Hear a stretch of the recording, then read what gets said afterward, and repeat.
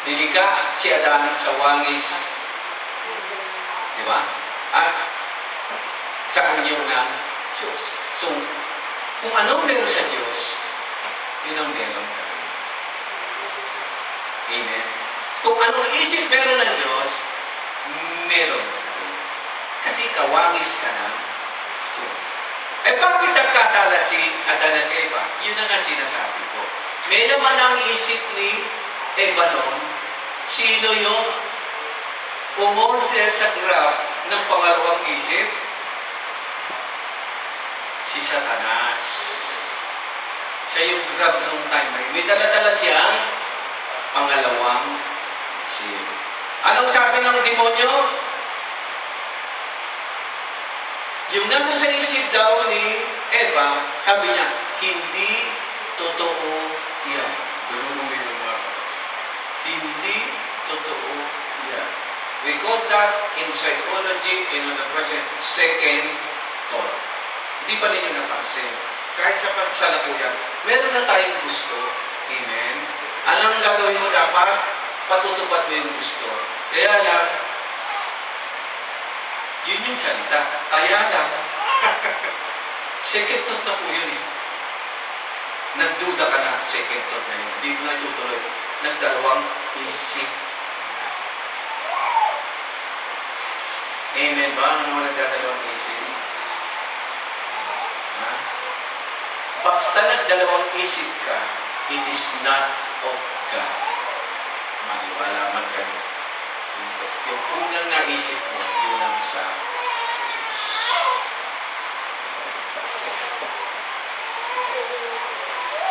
Magbigay ko ng example. Ang pangalo niya. Ano ang unang mong isip? Sabi mo sa misis mo, I love you. It's you that I love.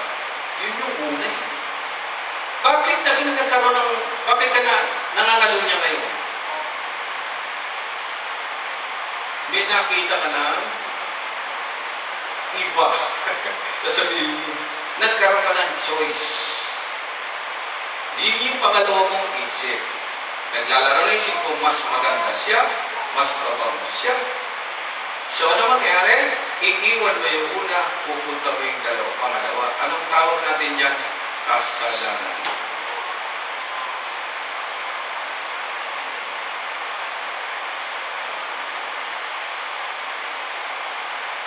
Amen.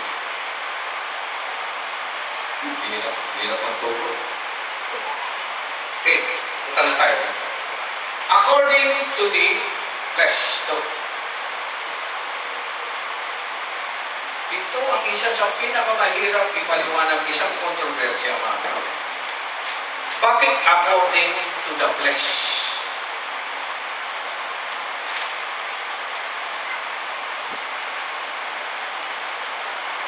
Minsan ako kinu-question ko ang Diyos dito. Pagpatawan na po pa naman. Total, nung nagkasala si Adan at Eva, hindi po ba siyang pinakamakapangyarihan sa lahat? Hindi po ba?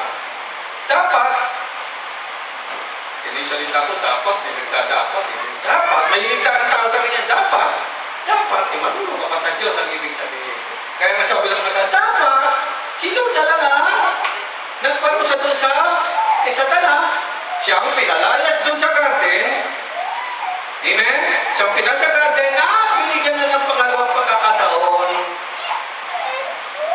Si Eva at Adan ng tawag natin po nun ay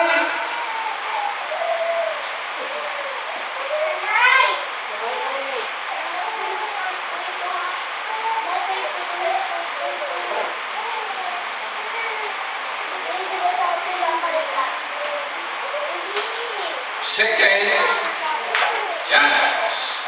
Amen? Amen po, naintindihan niyo? Bigyan mo na, patawarin mo yan, bigyan mo ng pangalawang pagkakataon. Sasabihin sa iyo, sister, brother, napakabait mo, bigyan mo ng second chance. Nagbago ba? Minsan.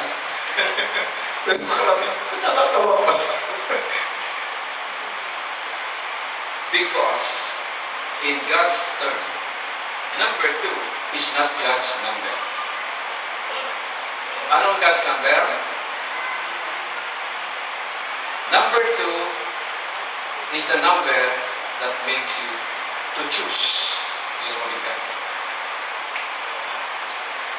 At ang number 2 literally means the number of division. Kasi dalawa na yun. Kaya nga sa mag-asawa, ang bilang natin sa mag-asawa, man and wife, is not equal to 2. Hindi pwede. Kailangan si lalaki yan at babae, pero sila ay magiging isa. So, ilan lang ang lalaki? Ilan ang babae? Isa rin. 1 plus 1. Pumalik ka doon. Kaya nga, sa atin, literally and figuratively, ang asawa natin, kabiyak. Yan sabi. My better half. 1 half? Where's your kabiyak? It's me. The other half. 1 half plus 1 half? And that is the number of God. Hindi po yan nagpapago, ma. Hindi po talaga yan nagpapago. So, if you got more than 1, hindi na yun allowed. Amen. In the seed of David, ito ngayon ang problema, mga kapatid. Nagkasala ang tao sa pamamagitan din, so, lumalabas kasi na sa pangunawa natin, nagbibigay ng solusyon ng Diyos sa paraang maunawaan natin. At bilang tao, ang solusyon nasa tao rin.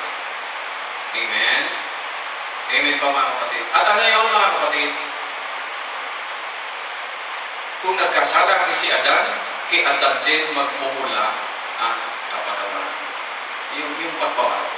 Kasi kahit patawarin ng Diyos siya, kung yung Adan na yun na hindi naman magbabago, wala din naman eh. Yun ang target na. At makita natin sa takbo ng panahon, ito mga kapatid na reality. Okay, Adan, para hindi na kayo masyadong mapuruhan, palayasin na lang, mamuhay na kayo dyan until you realize ang inyong pagkakamali. Amen. Always remember, bago nagkamali ang magkasawa, meron ng instruction ang Diyos. Very clear. Ang instruction is very clear. Huwag lang ninyong kakainin yan. Tapos. Huwag lang ninyong kainin yan. Okay. Di ba familiar po yung salitang yan? Kanina nyo narinig, huwag ninyong kakainin yan. Ante, palagay mo, kanina nyo narinig yung mga kainin. Mistake. Kanina mo narinig. Ha? Hindi narinig mo yan. Ha? Kanina? No. Kanina ho. Tatap. Kanina mo narinig yan.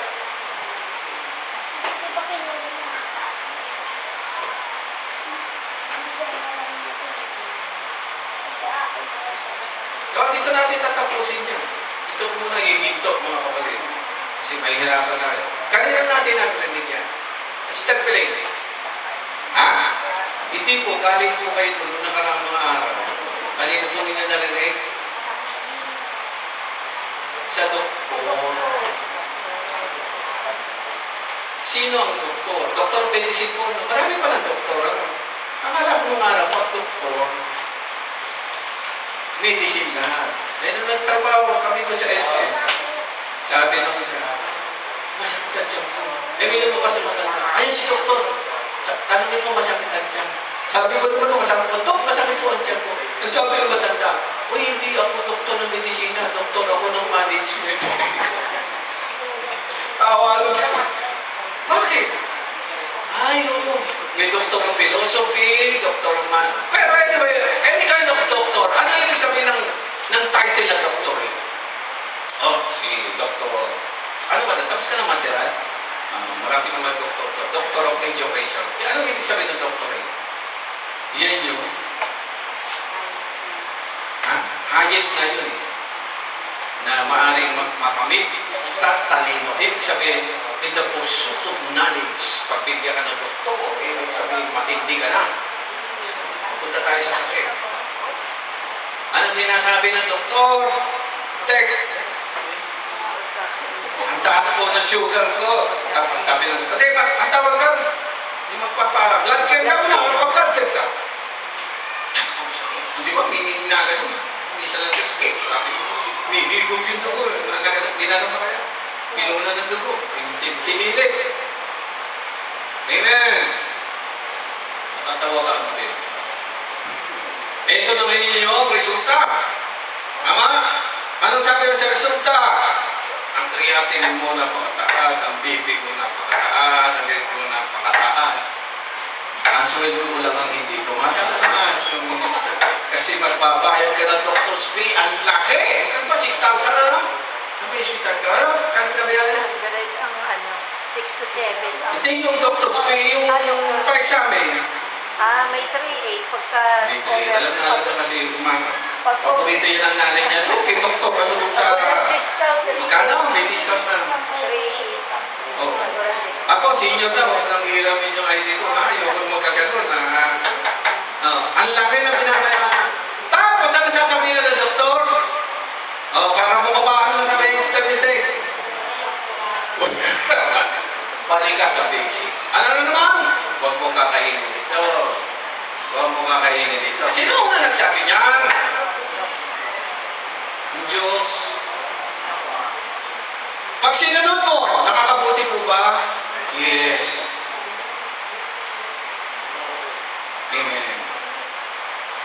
Sabi sa inyo, God's wisdom, yan yung damo. Sumunod ka, gagaling. Amen. This time, ang solusyon magagaling din sa isang Adan. At yung Adan na yung magagaling sa lahi ni David. At ito tuloy, hihipayin kayo sa susunod na linggo. Ilang libong taon ang lumipas magmula kay Adan, papunta kay David, magmula kay David, papunta kay sa Panginoon Kristo, at magmula sa Panginoon Kristo hanggang sa kanyang muling pagbabalik. Bibigyan ko kayo ng clue. In the Jewish concept, Jewish, para at least pag-uwi ninyo, medyo matakot na tayo lang.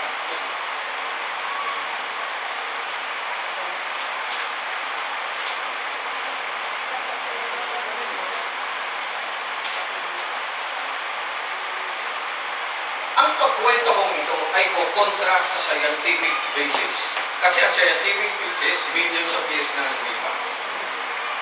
Ang pagbase lang ng mga Hudyo at ang bawat sa Kristiyanong katulad natin ay depende sa pagkakasulat ng Biblia. Amen. Amen po. Ilang araw ang kinrate ng Diyos? 1, 2, 7 lang. Days. Amen po.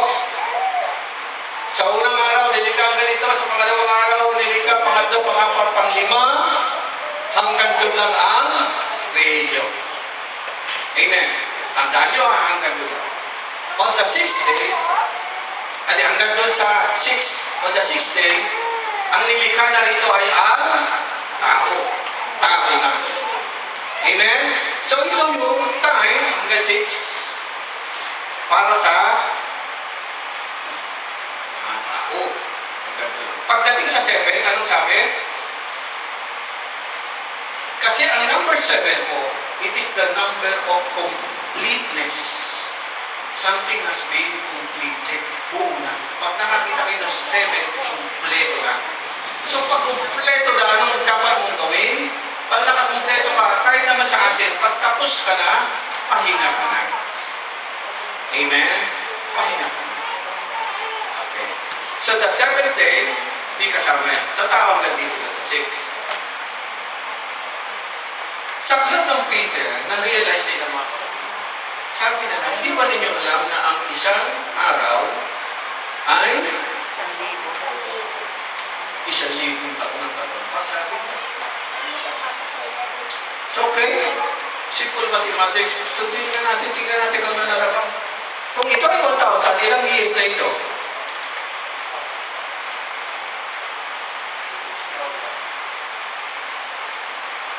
Ang Hudyo kasi, pag nagkalendaryo sila, ganito. Tayo, hindi naman kasi, ano tayo, Roman calendar, ginamit natin. So, nasa 2024 pa lang tayo, di ba? Ang kinukwenta kasi natin, mula nung kapanganakan ng Panginoon, ang kinukwenta nila, mula nung naibigay yung ano, mula nung Genesis. So, sa kanila mga kapatid, alam ba ninyo na ang kwenta nila magsi 6,000 years na ngayon? 5,723 yata ang bilang nila. Pag tinignan nyo sa, ang day nila, ganun sila magbilang ng kanila. So, tinatansya nila, pagdating na 6,000, darating ang Messiah. Malapit din. Malapit na mag 6,000 years. Now, bakit pastor natira? Ano itong natirang ito? Mababasa niya, ito po yung natira, 1,000 years. Anong 1,000? That is the millennium, di ba? Yan. 1,000 millennium. Millennium, ito mga nandito sa year 2000. So, ito tinatawag na millennial reign ng Messiah. So, titigdan mo, ano? Ganun rin na mag-isip. Ito sabi tama, pero sabi ko, naisip nila yun. Pag kinuwenta mo, 1 plus 6, 7,000. Katumbas naman yun. May punto sila rito mga.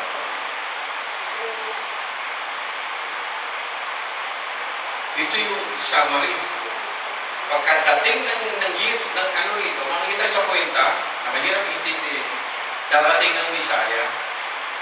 Amen? Magkakaroon ng rapture, pagbalik natin 1,000 year reign, ang tagal nito mga kapatid.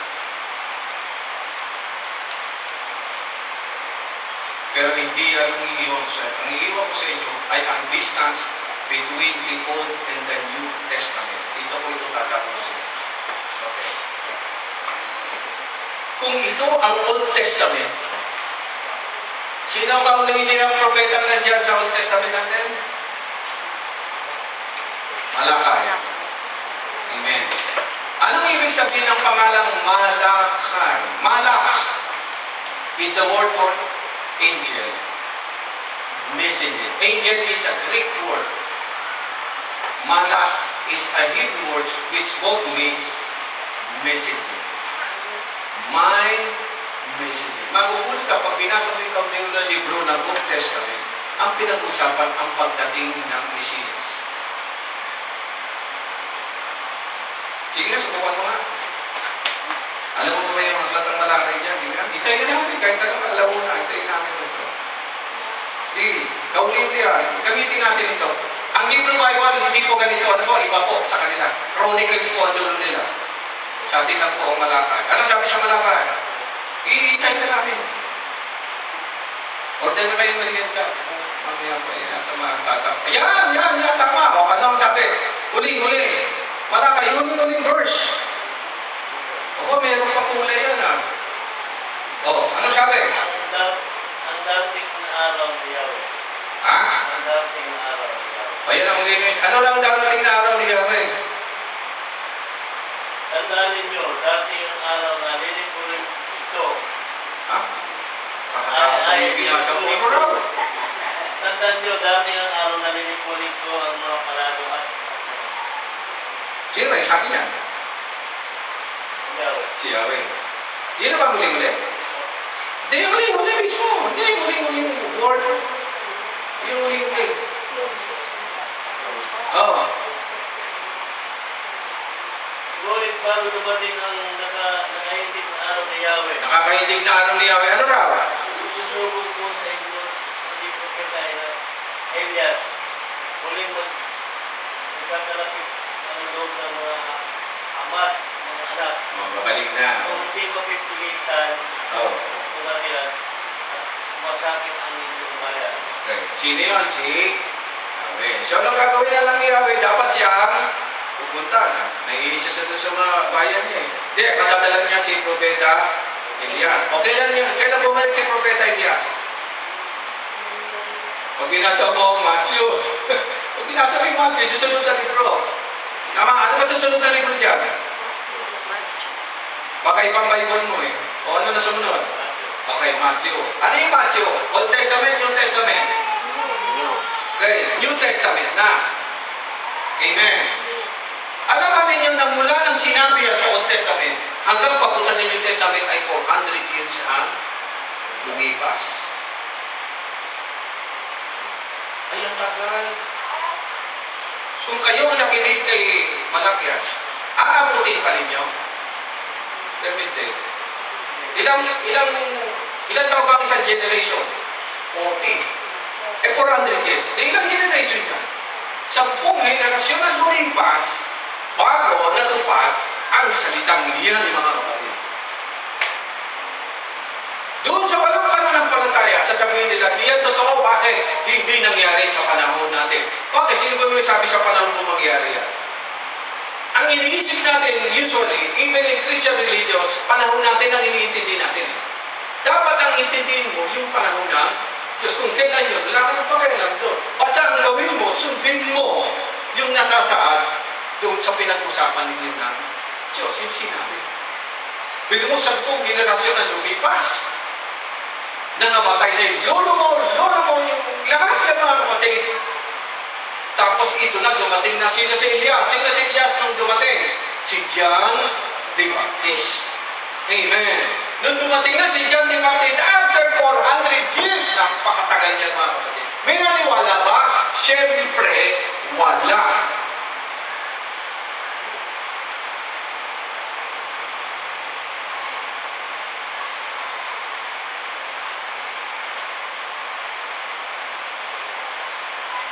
Huwag kayong magtaka kung bakit walang naniniwala sa pananalig sa Diyos. Isa lang ang ugali ng panahon ni Adan, panahon ng propeta, no? Tagal naman niya. Tagal naman niya.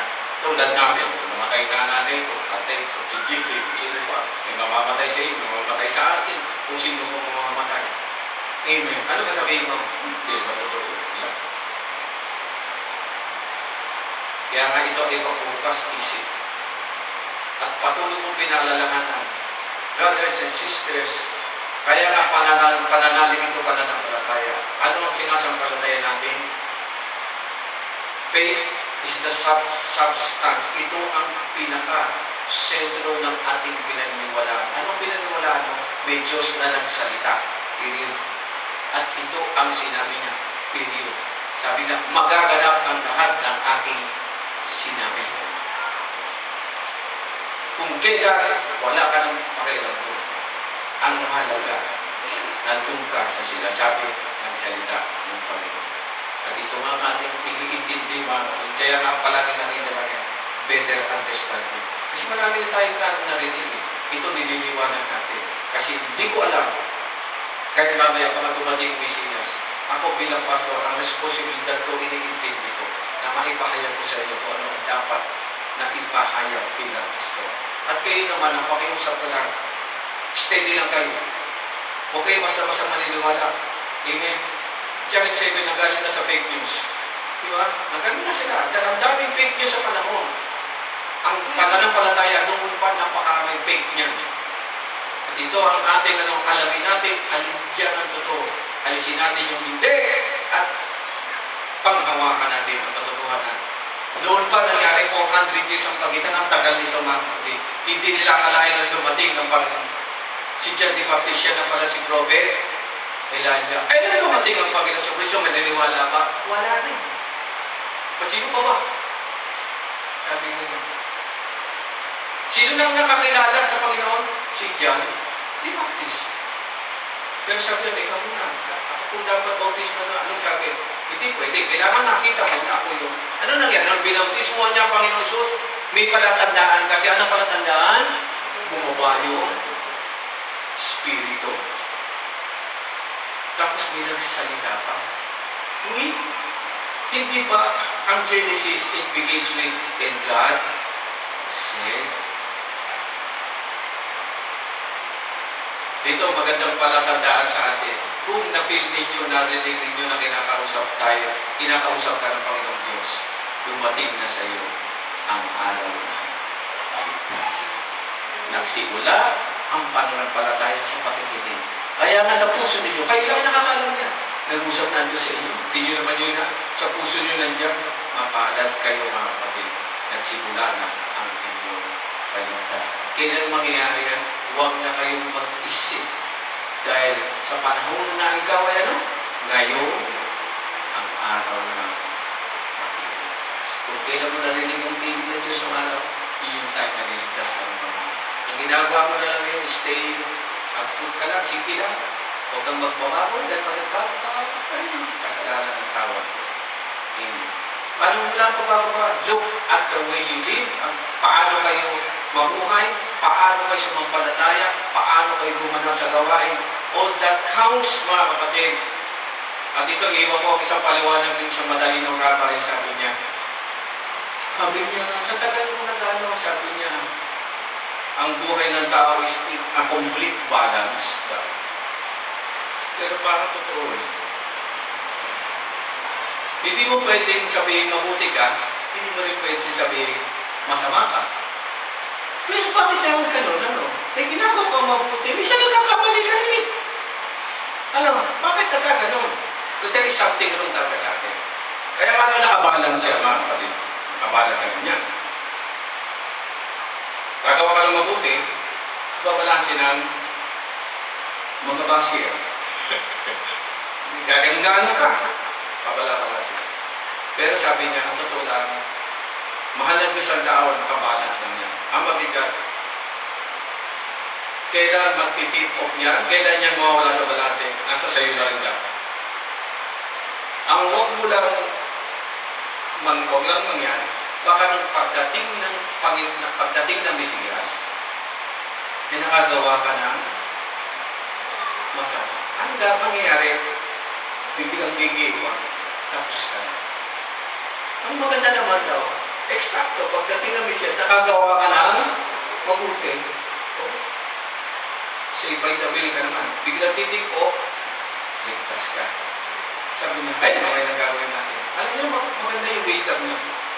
Sabi niya, ang pinakamaganda, wisdom sabi niya, ang pinakamaganda, mag-isip ka na ng isang bagay na gagawin mo para sa Panginoon.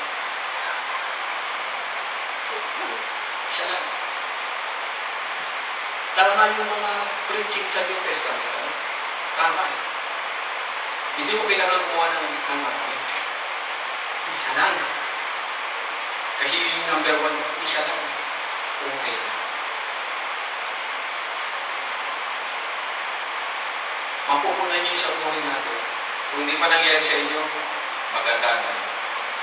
Hindi ka naman mabuting tao, hindi ka naman masamang tao. Pero minsan gagamitin ka sa isang bagay, gagamitin ka sa isang tao. That is, will be your greatest achievement sa buhay. At yun siguro ang magpapa. Bagamat hindi tayo naliligtas sa mabuting gawa. Okay naman tayo dahil meron na tayong pananaman tayo. Just waiting for that greatest moment. Ako naniniwala. Gagamitin ka ng Diyos sa isang tao na, sa isang bagay na. At pag nagawa mo yun, okay na. Tama. Try natin tumayo. I will just pray na sana po mag-usap ang Diyos sa atin. Itayo tayo.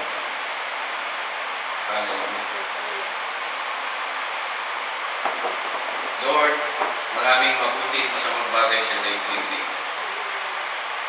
At binibigyan niyo kami ng wisdom, knowledge, and better understanding upang maunawaan namin ang buhay sa daigdig nito. Marami pong kasamaan po talaga ang nangyayari, pero marami pa rin pong mabubuting tao. Lord, siyempre po, ayaw namin maging masama, kaya po kami nananalig sa inyo. Hindi namin ito kaya sa aming sarili, kaya tumihingi kami sa inyo ng tulong. As our Lord and great provider, ikaw ang aming kalakasan, pagkalooban mo kami ng Espiritu, ng lakas upang magampanan namin ang greatest thing sa daigdig nito. Ngayon namin na iisip kung bakit ang Panginoon sa Kristo ay kinakailangan mamatay sa krus. Because iyon po ang greatest mission na ipinagkaloob po ninyo sa Kanya at siya po ay nagtagumpay at kaming lahat po ay nagkaroon ng kaligtasan. Hindi po namin lubos alam kung ano ang gusto niyo ipagawa sa amin ng Panginoon. Sa kahinaan namin, sa kakitira namin isip, sa kawalan namin, Lord, hindi aasa pa natin, nilalapit pa rin po namin ang aming sarili. Make us, sabi nga, an instrument of your peace. Gamitin mo kami, Panginoon, sa daigdig na ito. May we accomplish kung bakit kami narito ngayon sa daigdig na ito. And that's our mission. At sana nga po, sa aking mga kapitid ito, na mausap kayo.